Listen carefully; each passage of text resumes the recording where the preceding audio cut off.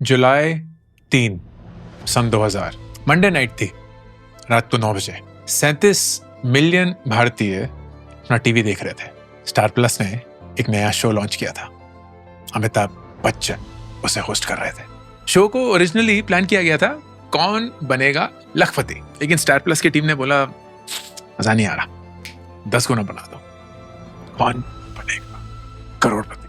और देखते देखते एक नया शब्द आए दिन की लैंग्वेज में घुस गया, करोड़पति। अक्टूबर 2000 में हर्षवर्धन पहले विनर बने केबीसी के। You have created history! Well done! Oh! Woo! Great God! 2000 में 1 करोड़ रुपए, एक ऐसा अमाउंट जो आपकी पूरी जिंदगी बदल सकता था। आप रिटायर कर सकते थे, आप घर खरीद सकते थे, आप सांस ले सकते थे, आप इन्वेस्ट कर सकते थे, जो कुछ भी करना चाहे। लेकिन प्रॉब्लम यह है, वो है 25 साल पुरानी बात।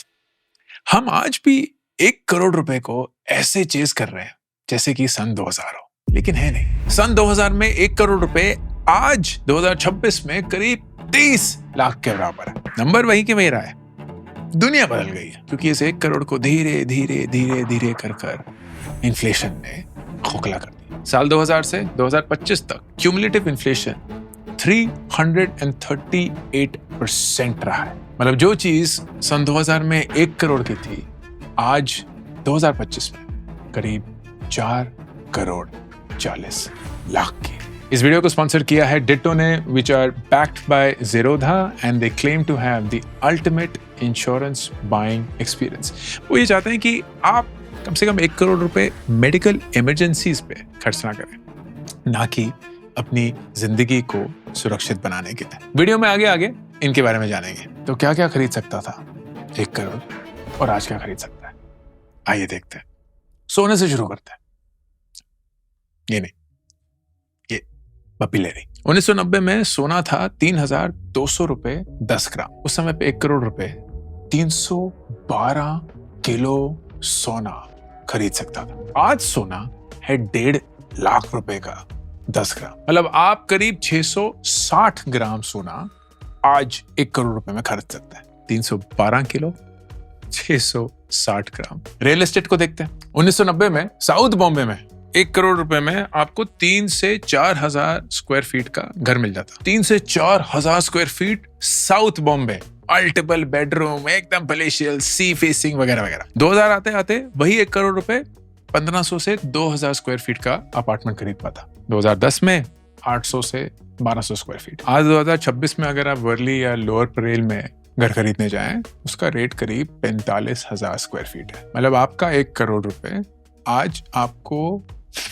200 से 250 स्क्वायर फीट का अपार्टमेंट देगा। उसको अपार्टमेंट नहीं बोलते। थाने भी अगर आप जाएंगे तो 500 से 550 स्क्वायर फीट का अपार्टमेंट मिलेगा। एजुकेशन की बात करें, 1990 में आईआईटी की फीस करीब 10,000 रुपए साल की थी। आईआईएम्स की एमबीए की फीस करीब 50,000 रुपए 2 साल। तो 1 करोड़ रुपए 200 बच्चों को आईआईटी की 4 साल की एजुकेशन दे सकता था। आज आईआईटी 2 से 2.5 लाख रुपए साल की फीस है, मतलब 10 लाख रुपए 4 साल। आईएम की फीस 25 से 30 लाख रुपए हो चुकी है 2 साल की। तो वही 1 करोड़ रुपए 10 से 12 स्टूडेंट्स को फंड कर सकता है, 200 नहीं। रोजमर्रा की जिंदगी की बात करते हैं। 1990 में 5 से 10,000 रुपए महीने में आप आराम से अपनी जिंदगी बिता सकते थे। स्कूल की फीस हो गई, किराया हो गया, खाने पीने का खर्चा, बिजली पानी का खर्चा। तो इसी रफ्तार से अगर आपके पास 1 करोड़ रुपए होते, आप 150 साल तक जिंदा रह सकते थे। मतलब सब कुछ डन। आज वही सेम फैमिली अगर मुंबई या दिल्ली में रहती है, उनके महीने का खर्चा 75,000 से 1.25 लाख रुपए कहीं नहीं गया। मतलब वही 1 करोड़ रुपए 7 से 12-15 साल तक चलेंगे। तो ये रिटायरमेंट मनी भी नहीं है। फिर है रिटायरमेंट इल्यूजन। बहुत लोगों को लगता है कि 1 करोड़ रुपए आ गए तो हम अच्छे से रिटायर कर सकते हैं, और मैं अक्सर ये बताता हूँ कि यार इससे काफी ज्यादा पैसे चाहिए होंगे, which is why planning for your retirement is extremely important. दिखाता हूँ एक रिटायरमेंट प्लानर की शीट से। फर्ज करिए आपकी उम्र 25 है, आप 60 साल पे रिटायर करना चाहते हैं और आपको लगता है कि आप 80 साल तक जिएंगे। आप महीने की 5,000 रुपए की SIP कर रहे हैं। ये आप कैसे करते हैं? आप 10% जो है वो फिक्स रिटर्न या FD में डालते हैं, 25% करीब लार्ज कैप में डालते हैं, मतलब म्यूचुअल फंड्स, 30% करीब मिड कैप में, एंड बाकी के 35 करीब स्मॉल कैप में। Returns on an average long term पे 7, 12, 15 और 18% मान के चलते हैं। फिर आप ये भी बोलते हैं कि आप ये जो 5,000 रुपए हैं ये हर साल 5% से स्टेप अप करेंगे। रिटायरमेंट जब आपकी हो जाएगी 60 साल की उम्र पे, उस समय पे आ चाहते हैं कि आपको महीने के 65,000 रुपए मिले। आज के 65,000 रुपए के हिसाब से, उस समय पे जितने होंगे वो उतने होंगे, इन्फ्लेशन एडजस्टेड।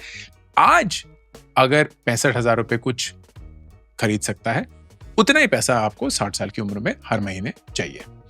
आपकी जितनी भी जमा पूंजी उस समय पे होगी, वो आप ऐसे रिस्की तो इन्वेस्ट नहीं करेंगे जहां स्मॉल कैप सबसे ज्यादा डाला हुआ है वगैरह, तो आप सेफ खेलेंगे। आप 50% जो है वो एफडी में डालेंगे 7%, और 50% जो है वो लार्ज कैप में डालेंगे, जो कि ऑन एवरेज 12% देगा। देखते हैं इससे क्या होता है। ये भी मान के चलते हैं कि इन्फ्लेशन जो है वो 6% पे है। जब आप ये सारी चीजें करेंगे, 60 साल की उम्र में आपके पास होंगे 6 करोड़ 90 लाख रुपए के आसपास। बहुत ही बढ़िया है, 1 करोड़ नहीं है, बहुत ज्यादा पैसा है। अब ये देखते हैं कि ये पैसा चलता कैसे है।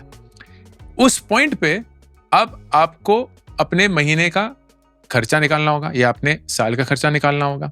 तो आप वो कैसे निकालेंगे? ये है आपके प्लान्ड एक्सपेंसेस, टैक्स वैक्स सब कुछ निकाल के है। तो आप 60 साल की उम्र में हर साल अब करीब 60 लाख रुपए निकालेंगे, मतलब करीब 5 लाख रुपए महीना। क्यों? क्योंकि जो 65,000 रुपए आपको हर महीने चाहिए थे, वो इन्फ्लेशन से बढ़ बढ़ के 5 लाख रुपए महीना हो चुका है। तो आप ये निकालना शुरू करेंगे किसी पॉइंट पे, जो कि है 75 साल की उम्र में।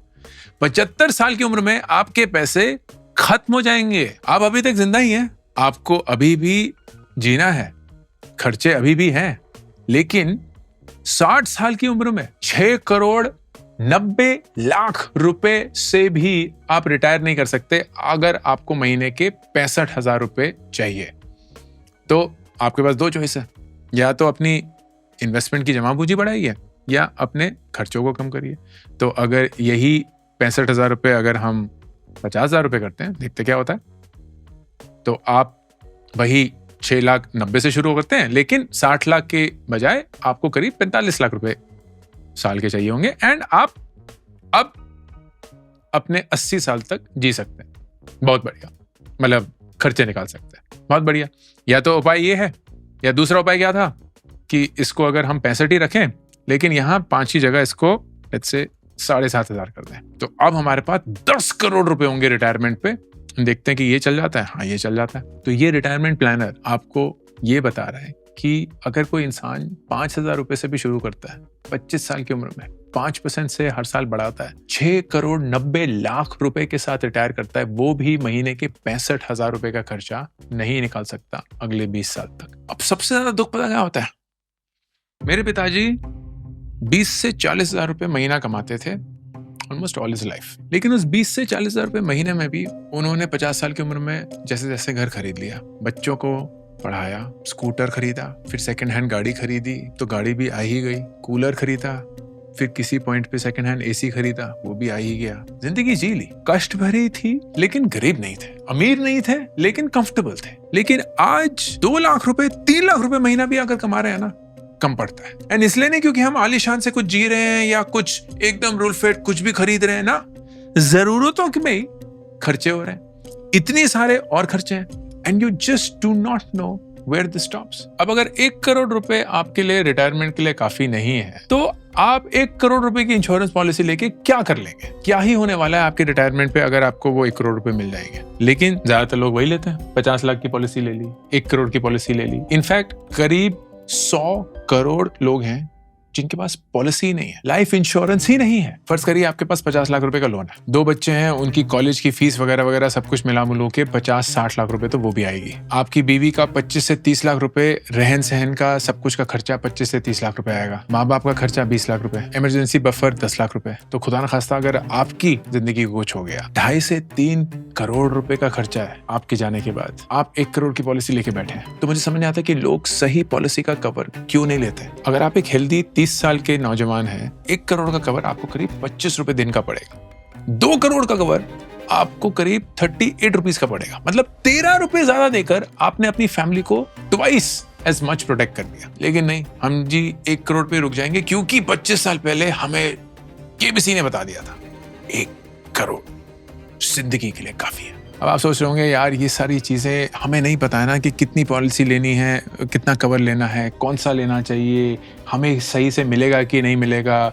मरने पे कौन सी कंपनी रहेगी नहीं रहेगी, पता नहीं क्या क्या ये वो वगैरह। अब इन सारी चीज़ों के लिए is the sponsor of this video ditto. Ditto is backed by Zerodha, IRDAI जो कि इंश्योरेंस की रेगुलेटरी बॉडी है उससे सर्टिफाइड है, and they offer completely free unbiased consultation to people looking for an insurance policy, health care policy, life insurance policies दोनों। कुछ कुछ बढ़िया बातें जो मुझे इनके बारे में लगती हैं क्योंकि मैंने पर्सनली इनको यूज किया है। नंबर 1, स्पैम नहीं करते, आपको कुछ बेचने की कोशिश नहीं कर रहे हैं। अगर आप उनके साथ एक कॉल करते हैं जो कि फ्री कंसल्टेशन है, they will give you the advice, उसके बाद आप डिसाइड करते हैं लेना है नहीं लेना है, वो आपके पीछे नहीं पड़ेंगे, which is point number 1। Number 2, किसी स्पेसिफिक इंश्योरेंस कंपनी को रिप्रेजेंट नहीं कर रहे हैं तो कोई जबरदस्ती कोई चीज या कोई पॉलिसी बेचने की कोशिश नहीं करेंगे। जो आपको चाहिए, जो आपके लिए सही होगी वही करेंगे।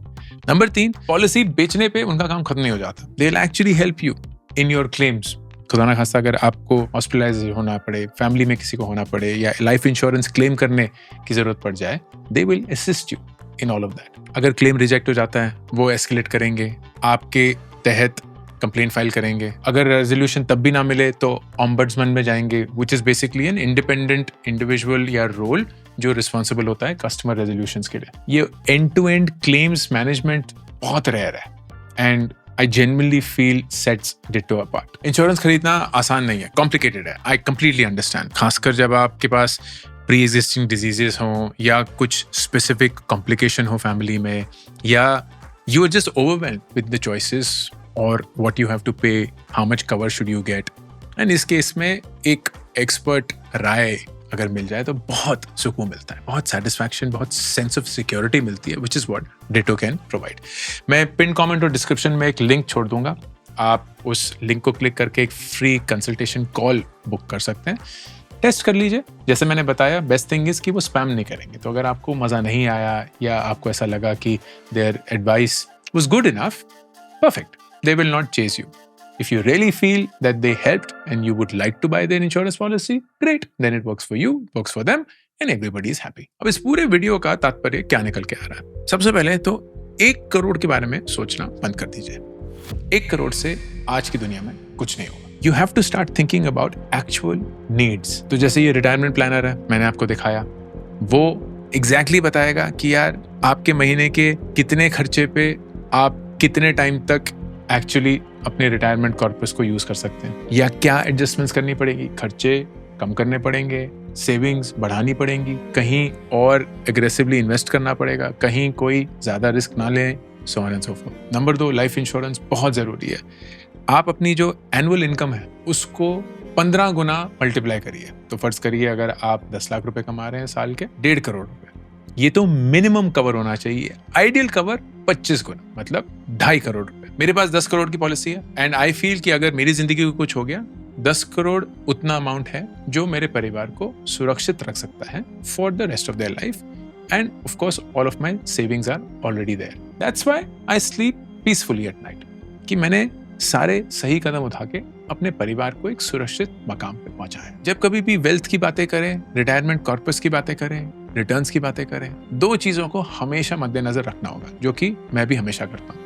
एक तो इन्फ्लेशन से एडजस्ट करना है। जैसे मैं बताया, 1 करोड़ रुपए सन 2000 में आज 23 लाख रुपए, तो जितने भी आपके पास ये 6 करोड़ 7 करोड़ 10 करोड़ रुपए होंगे, उसकी वैल्यू आज के पैसों के हिसाब से बहुत कम होगी, विच is why you need that big an amount. Number 1। Number 2, tax. अब टैक्स का कोई सर पैर नहीं है, वो कभी भी किसी भी समय आ जाता है, जो भी हो जाएगा। बट जैसे कैपिटल गेन टैक्स है, आज लॉन्ग टर्म 12.5% है, मेरा मानना है वो कहीं ना कहीं जाके 20% तक पहुंचेगा, शायद ज्यादा भी हो जाएगा। तो 20% पे अगर आप 60 साल की उम्र पे टैक्स प्रिडिक्ट करने की कोशिश कर रहे हैं, मान के ही जाइए कि वो 20% पे होगा, क्योंकि ये दोनों चीजें आपके पैसे को कम करेंगी और आपके पैसे की अहमियत को कम करेंगी। फिर पता चलेगा वाकई में आपके पैसे की कितनी औकात है और वो क्या क्या खरीद सकता है। क्योंकि 25 साल पहले अमिताभ बच्चन जी ने पूछ तो लिया था देश से, कौन बनेगा करोड़पति, एंड हमारे जहन में बस गया करोड़पति। बस 2 करोड़पति, 4 करोड़पति, 5 करोड़पति नहीं, करोड़पति। 1 करोड़ काफी है, हम संतुष्ट हैं। And I hope this video tells you वो काफी नहीं है। इसका मतलब ये नहीं है आप वहां पहुंच नहीं सकते, बिल्कुल पहुंच सकते हैं। वक्त के साथ, सही स्टेप्स के साथ, डिसिप्लिन के साथ, लॉन्ग टर्म व्यू के साथ, शॉर्ट टर्म कोई भी गेम ना खेलते हुए आप वहां आराम से पहुंच सकते हैं। सवाल यह है आपको किस पॉइंट तक पहुंचना है, वो जरूरी है। अगर आप एक ऐसी रेस भागेंगे जिसकी फिनिश लाइन आपको पता ही नहीं कहां है, आप जिंदगी भर भागते ही रहेंगे। लेकिन अगर आपको पता है कि जिंदगी जीने के लिए आपके पास इतना पैसा होना चाहिए एंड उस पैसे तक पहुंचने का जरिया इतना है, ये है, इतने साल लगेंगे, that's all you need, and then you just have to commit yourself to that process. I hope this helps. ये है अंकुर Warikoo, signing off. I'm super thrilled to announce my new latest project, India Genius Challenge. ये एक nationwide hunt है भारत के brightest young students का, aged between 13 to 15 years. एक online round followed by the national finals that will happen in Delhi, जहां सबसे brightest students को मिलेगी 10 लाख रुपए की स्कॉलरशिप। ऑनलाइन राउंड्स में daily, weekly, monthly winners announce होंगे। उनको मिलेंगे iPhones, iPads, PS5s, books, trophies, certificates and a lot more, all leading to the national finals happening in Delhi. Please, अगर आप किसी 13 से 15 साल के बच्चे को जानते हैं, आपके परिवार में कोई है या आप खुद वो हैं, then log on to indiageniuschallenge.com and start playing the challenge.